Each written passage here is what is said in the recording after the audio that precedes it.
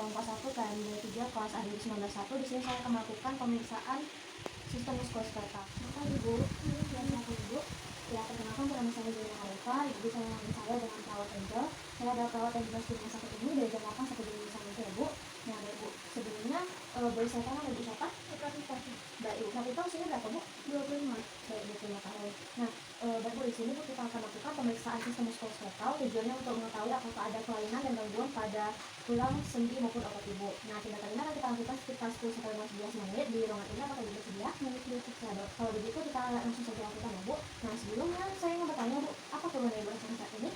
Saya merasa pegel-pegel gitu. Pegel-pegel. Nah, kemudian apakah Ibu ada rasa nyeri? Ya, biasa. Mau ada nyeri Bu. Berarti kalau begitu kita akan melakukan pemeriksaan PGRST. Jadi yang pertama saya mau bertanya Bu, nyeri yang Ibu rasakan itu di mana ya Bu?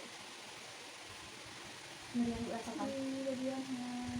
Oh, bagian tangan itu ya Bu. Nah baik Bu, kalau begitu nyeri yang Ibu rasakan itu seperti apa Bu? Apakah tertusuk-tusuk, panas, tertekan atau seperti apa? Seperti ditusuk-tusuk gitu. Oh begitu, seperti ditusuk. Kemudian apakah nyeri yang Ibu rasakan ini menyebar ke organ lain atau hanya di sini saja? Kadang kayak seperti dibuat gitu ke arahnya. Menyebar ke arah kedalaman tangan ya Bu. Nah baik, kemudian Bu saya ingin bertanya untuk tingkat nyeri yang Ibu rasakan itu kalau kita skalakan itu 0 yang tidak sakit sama sekali dan 10 itu sangat sakit berat, itu ada di skala berapa Bu? 7. Skala 7 ya Bu. Kemudian apakah nyeri yang Ibu rasakan ini mempengaruhi aktivitas Ibu sehari-hari? Ya kadang-kadang kalau misalnya lagi ngangkat barang gitu ya, tiba-tiba nyeri gitu. Oh begitu, baik, berarti mengganggu aktivitas Ibu ya Bu. Nah baik, kemudian berikutnya adalah nyeri yang Ibu rasakan itu apakah kadang-kadang, kemudian atau terus menerus, kemudian dia muncul itu pada pagi, siang atau sore malam hari, dan apakah saat Ibu beraktivitas atau saat Ibu istirahat?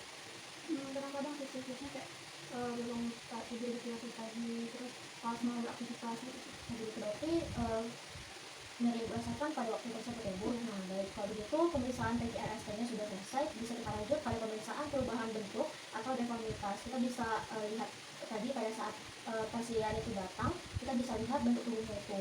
Nah untuk bentuk tubuhnya tadi saya lihat Ibu normal ya Bu, tidak ada organ tubuh Ibu yang memendek, kemudian juga tidak ada saya lihat pembengkakan, tidak ada seperti tumor juga, tidak ada tumor ya Bu. Nah, tidak ada juga, kemudian tidak ada juga organ yang memendek ya Bu.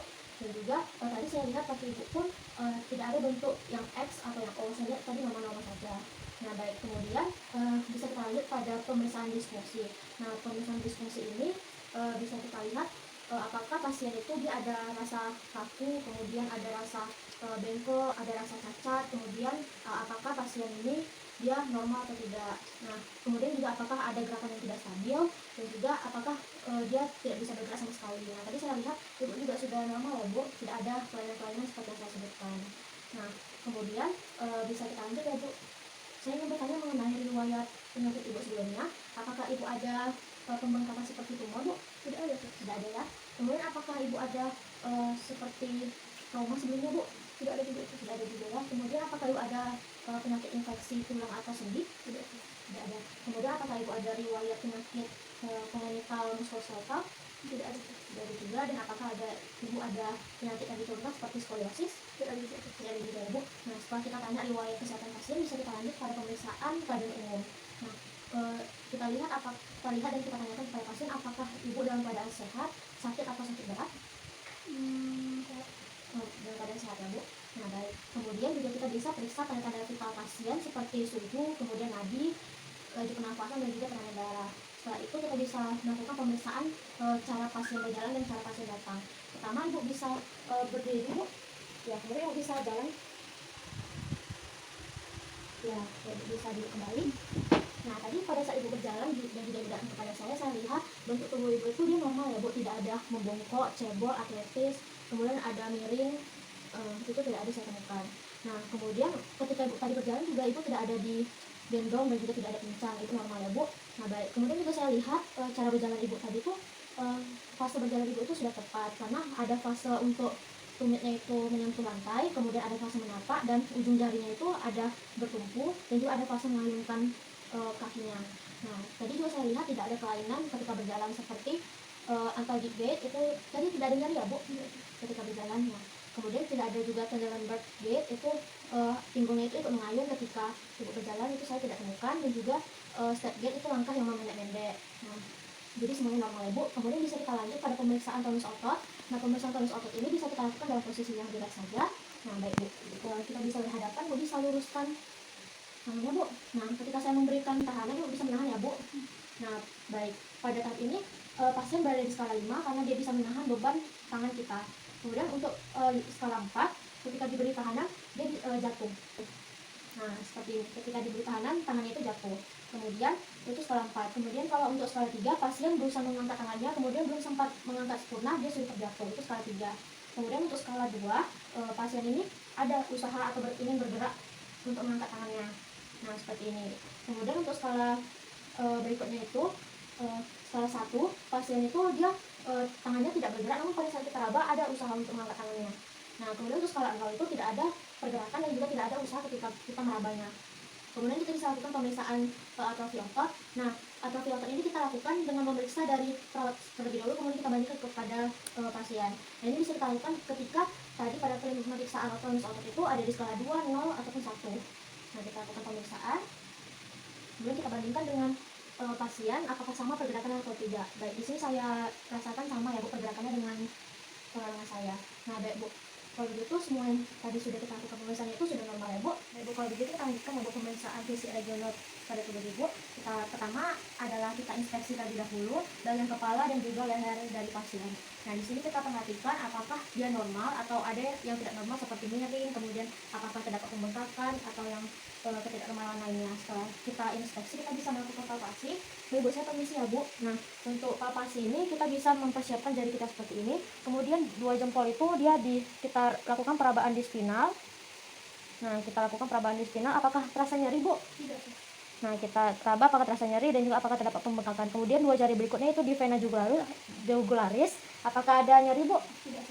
Nah kita rasakan apakah ada pembengkakan. Kita lanjut pada kelenjar tiroid. Apakah ada nyeri Bu? Tidak. Nah kita perhatikan juga apakah ada pembengkakan atau tidak. Setelah itu setelah kita melakukan palpasi, bisa kita lanjut pada pergerakan leher. Nah baik Bu, untuk pergerakan lehernya Bu bisa lurus terlebih dahulu, kemudian Bu bisa menunduk, lurus lagi, kemudian ke belakang, kemudian lurus lagi ke samping, kemudian ke samping lagi, lurus lagi, miringkan ke kiri dan miringkan ke kanan. Baik, saya lihat Ibu sudah bisa ya Bu, tidak ada nyeri? Tidak. Ya baik, setelah kita melakukan pada leher, kemudian kita lakukan pada bagian bahu Ibu ya Bu. Nah sebelumnya kita perhatikan terlebih dahulu bahu dari pasien ini apakah simetris atau ada yang turun. Nah baik, di sini saya lihat Ibu bahunya normal ya Bu. Nah kemudian kita lanjut pada palpasi, mohon maaf ya Bu. Nah apakah terasa nyeri Bu? Tidak. Nah kita raba bahu dari pasien, kemudian kita lakukan fiksasi dan juga melakukan perabaan. Apakah terasa nyeri Bu? Tidak. Baik, kemudian bisa kita lakukan pergerakan. Bu bisa angkat tangannya Bu. Nah kita minta angkat kemudian ke samping. Apakah ada nyeri Bu? Tidak. Baik, tidak ada ya Bu. Baik, kemudian Bu, Ibu bisa bantu untuk menggerakkan tangannya seperti ini Bu. Angkat tangannya ke atas, kemudian luruskan ke bawah, kemudian ke belakang, luruskan lagi, kemudian ke samping ya Bu, samping, kemudian ke bawah. Ya, tidak ada rasa yang tidak normal ya Bu. Selanjutnya kita lakukan pergerakan berikutnya itu seperti ini Bu tangannya, kemudian digerakkan, digerakkan lagi, kemudian seperti itu ya Bu. Nah baik, kemudian bisa kita lanjut setelah melakukan pergerakan itu bisa kita lanjut pada bagian siku ya Bu. Untuk bagian siku ini kita inspeksi terlebih dahulu sikunya. Bu bisa luruskan tangan terlebih dahulu Bu. Ya kita lihat tangannya itu simetris ya. Nah baik, kemudian kita juga perhatikan dari sikunya ini apakah terdapat abnormal, kemudian apakah terdapat pembengkakan. Nah kita perhatikan. Setelah itu kita bisa lakukan palpasi pada bagian sikunya. Kita lakukan palpasi, kemudian kita lakukan palpasi. Apakah ada yang nyeri Bu? Tidak ada ya Bu. Saya lihat juga normal. Setelah kita melakukan palpasi, kita lakukan pergerakan ya Bu seperti ini. Ya, kemudian luruskan kembali. Baik, tidak ada nyeri ya Bu. Nah kemudian kita bisa lanjut pada pergerakan tangan. Nah untuk pergerakan tangan, sebelumnya pergerakan tangan kita inspeksi terlebih dahulu tangannya. Apakah ada tonjolan, kemudian apakah ada yang tidak normal. Setelah itu kita bisa melakukan palpasi di bagian pergelangan tangannya. Apakah nyeri Bu? Tidak. Kemudian kita bisa melakukan palpasi di anggota. Apakah nyeri Bu? Bisa agak nyeri. Ya agak nyeri ya Bu. Tadi seperti yang keluhan Ibu rasakan tadi. Iya. Nah setelah kita melakukan palpasi, kita bisa minta pasien untuk melakukan pergerakan. Nah Ibu bisa bantu saya untuk bergerak, luruskan, kemudian naikkan, turun lagi, turunkan lagi, kemudian seperti ini Bu. Bisa gerakan ke kiri, kemudian ke kanan. Nah baik. Kemudian Bu di sini ada pemeriksaan khusus yang bisa dilakukan. Jadi tangan Ibu bisa lurus, kemudian bisa seperti ini Bu, kemudian seperti ini, luruskan lagi, kemudian dibengkokkan seperti ini Bu. Nah kita minta pasien untuk melakukan ini sekitar 60 detik. Nah, setelah 60 detik kita tanyakan pasien apakah ada kesemutan atau tidak. Jika ada kesemutan berarti ada kelainan pada tangan pasien. Apakah ada rasa kesemutan, Bu? Tidak ada, Bu. Nah, baik. Selanjutnya itu kita lakukan yang tadi itu namanya itu uji valens. Nah, selanjutnya kita akan lakukan pemeriksaan khusus uji Tinels. Ibu bisa seperti ini tangannya. Kemudian kita lakukan kita ketuk 3 kali, dan apakah rasa kesemutan, Bu? Tidak ada ya. Baik, kalau begitu untuk pergelangan tangan sudah selesai. Selanjutnya kita lakukan pemeriksaan pada bagian punggung ibu ya, Bu. Kita perhatikan punggung pasien apakah dia simetris atau tidak. Kemudian apakah punggung pasien ini dia ada kifosis, yaitu seperti menggembung, kemudian lordosis seperti ke depan, kemudian apakah skoliosis miring ke kiri atau miring ke kanan, dan juga kita perhatikan apakah terdapat gibus, yaitu punuk di bagian punggungnya. Baik, di sini saya lihat punggung ibu normal ya, Bu. Setelah itu kita bisa lakukan palpasi. Di sini kita palpasi punggungnya, apakah terasa nyeri, Bu? Tidak. Nah, kita lakukan palpasi punggungnya, kemudian bisa kita lanjutkan pada bagian palpasi dada. Kemudian kita palpasi bagian perutnya, Ibu bisa tarik nafas, kemudian hembuskan. Nah, kita perhatikan pergerakan otot bagian perutnya. Setelah kita melakukan palpasi, kita bisa langsung melakukan pergerakan.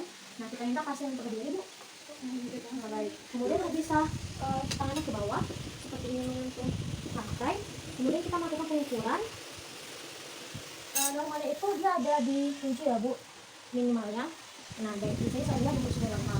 Kemudian jika sudah normal bisa menyentuh untuk lantai itu minimal 7 cm. Kita lanjut untuk berikutnya, Bu, Ibu bisa menggerakkan ke kiri dan juga ke kanan. Ya, baik, bagus sekali ya, Bu. Kemudian Ibu bisa badannya lurus, kemudian menyentuh bagian lutut belakang seperti ini. Ya, badannya lurus ya, Bu, seperti ini. Ya, baik. Nah, kita inspeksi apakah dia simetris atau tidak, atau ada yang tidak normalan. Selanjutnya kita bisa melakukan palpasi apakah ada yang tidak normal, apakah terasa nyeri, Bu? Tidak ada ya, Bu.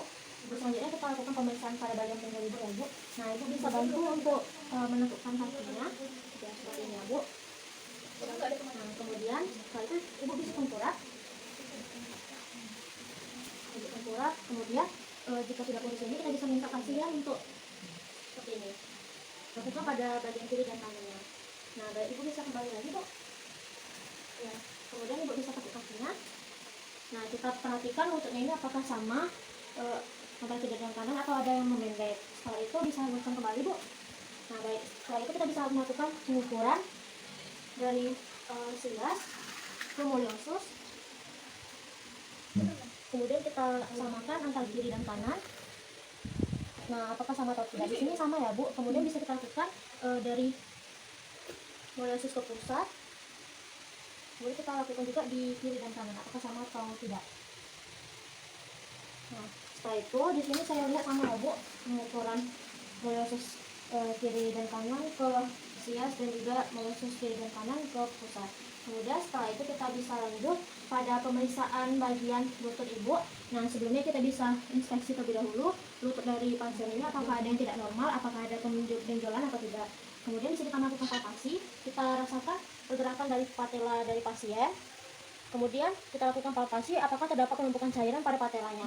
Setelah itu kita bisa melakukan fiksasi dan juga kita melakukan palpasi apakah terdapat penumpukan cairan di patelanya. Sini normal ya, Bu. Nah, setelah itu kita bisa lakukan pergerakan. Ibu bisa angkat kakinya ke atas ya, seperti ini ya, Bu. Ibu bisa melakukan pergerakan sendiri ya. Kemudian Bu, kita lanjut kita lakukan pemeriksaan patella. Maaf ya, Bu. Nah, di sini ada pergerakan patella pasien itu positif, jadi sudah baik. Pada pemeriksaan kaki, kita inspeksi terlebih dahulu pada kaki pasien, apakah terdapat yang abnormal atau ada pembengkakan. Kemudian kita lakukan palpasi di bagian mata kakinya. Kemudian pada kakinya, apakah terasa nyeri, Bu? Nah, kita rasakan apakah ada pembengkakan atau tidak. Nah, baik. Setelah kita melakukan palpasi, kita minta pasien untuk meluruskan kakinya. Kemudian bisa Ibu tekuk seperti ini, Bu. Kemudian luruskan kembali. Kemudian bisa ke kiri, ke kanan. Kemudian bisa dibengkokkan seperti ini, Bu. Kemudian dibengkokkan ke sini lagi.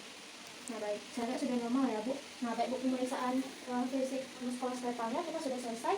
Bagaimana pasien Ibu setelah kita melakukan pemeriksaan ini, Bu? Berarti ini saya normal ya, Bu? Ya, Bu. Jadi yang saya lihat semuanya normal kecuali tadi ada rasa nyeri pada bagian tangan Ibu sesuai dengan keluhan Ibu. Nah, baik, Bu, kira-kira ada yang ingin ditanyakan sebelumnya, Bu? Tidak ada sih. Ya, Bu, kalau begitu jika Ibu ada keluhan lain, Ibu nanti bisa menghubungi saya kembali ya, Bu. Nah, baik, Bu, kalau begitu terima kasih atas kerjasamanya. Selamat pagi, Bu. dan terima kasih. Jangan lupa untuk kita lakukan dokumentasi.